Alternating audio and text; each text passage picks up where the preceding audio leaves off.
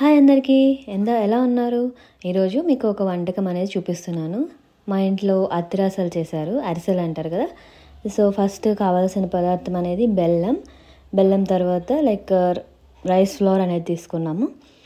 Okay, చూడండి ఇలా చేస్తున్న విధంగా స్టవ్ మీద పెట్టేసాము. పెట్టిన తర్వాత చిన్నగా పాకం వచ్చేంత వరకు చూసుకున్న తర్వాత ఎలా ఉండాలి, కన్సిస్టెన్సీ అనేది ఎలా ఉండాలి, ఒక బాల్ లాగా రావాలి.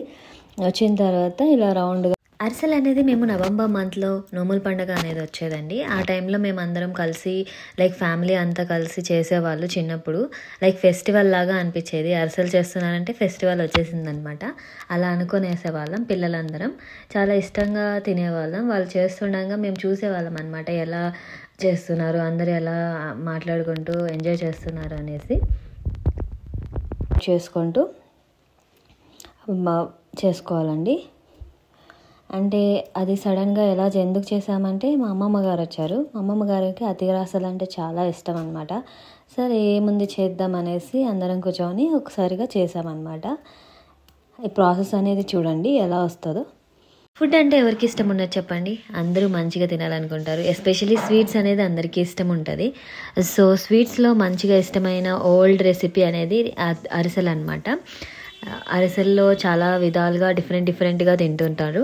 చిన్నప్పుడు అమ్మమ్మ వాళ్ళు మిల్క్ వేసి లేకపోతే ఓన్లీ అరిసెలు తీసుకొని ఆ అనపప్పుతో ఒక పప్పు చేసి నెయ్యి వేసి తినిపించేవాళ్ళు. చాలా మంచిగా ఉండేది.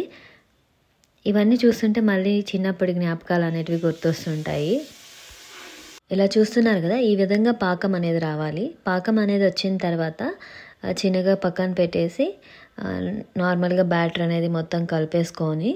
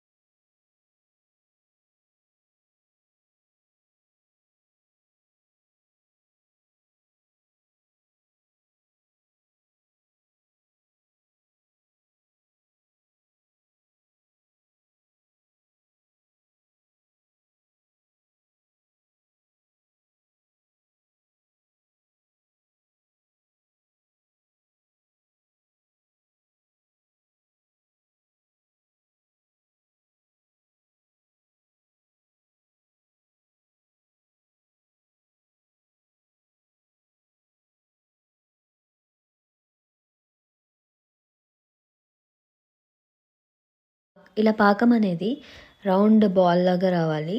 లైట్గా పాకం పట్టి తర్వాత కిందికి దించిన తర్వాత ఇలా నువ్వులు, కొబ్బరి పొడి మీ ఇష్టం అండి, ఇదంతా ఆప్షనల్.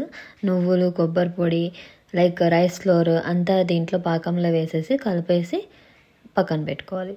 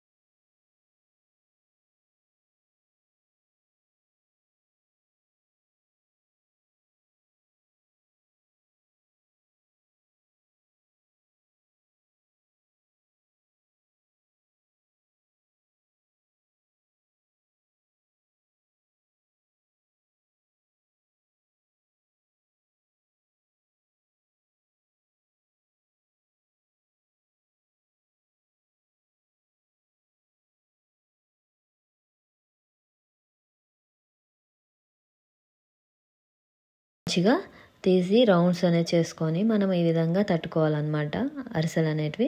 తట్టుకున్న తర్వాత నార్మల్గా అది బౌల్లో వేసేసిన తర్వాత ఆయిల్ వేసిన తర్వాత దాన్ని ఫ్రై చేసేసి నార్మల్గా ఇలా చూపిస్తున్నట్టు చెక్కలు ఉంటాయి సపరేట్గా అత్తిరాసలు కొద్దిగా అలా అనడానికి ప్రెస్ చేయడానికి.